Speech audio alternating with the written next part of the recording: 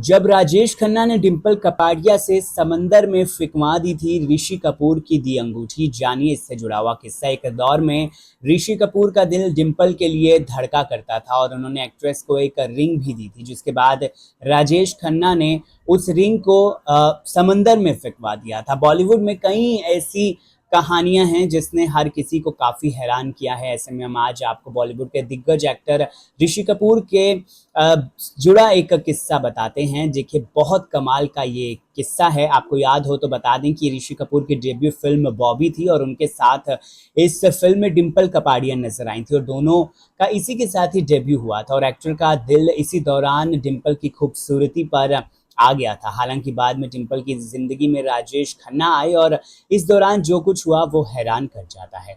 ऋषि कपूर और डिंपल ने साथ में डेब्यू किया और फिल्म भी सुपरहिट रही और इसके बाद ही दोनों के चर्चे होने लगे और इसके बाद ऐसा भी कहा जाता है कि दोनों एक दूसरे के प्यार में पागल थे और उन्होंने एक्ट्रेस को एक रिंग भी तोहफे के तौर पर दी थी। हालांकि बाद में वो समंदर में फेंकवा दी गई थी। दरअसल साल 2017 में एक्टर ने अपनी किताब में एक किस्से का जिक्र किया था और बताया था कि अगर मैं इस बात को सामने लाऊंगा तो डिंपल मुझे मार देगी, लेकिन मैं उन्हें नापसंद करता था क्योंकि उन्होंने मेरी हीरोइन को छीन लिया था और मुझे ये बात बिल्कुल भी अच्छी नहीं लगी। हालांकि और कोई वजह नहीं थी और मैंने उनके साथ बहुत काम किया। मैंने उन्हें एक फिल्म में निर्देशित भी किया था। ऋषि ने अपनी किताब में उस घटना के बारे में भी लिखा है कि जब मैं फिल्म बॉबी कर रहा था तो उस दौरान वो यास्मीन नाम की लड़की को डेट कर रहे थे। ऐसे में यास्मीन ने उन्हें अपनी एक अंगूठी दी थी जिसे डिंपल ने उनसे ले लिया था और खुद वो पहनने लगी थी। इसी दौरान डिंपल की जिंदगी में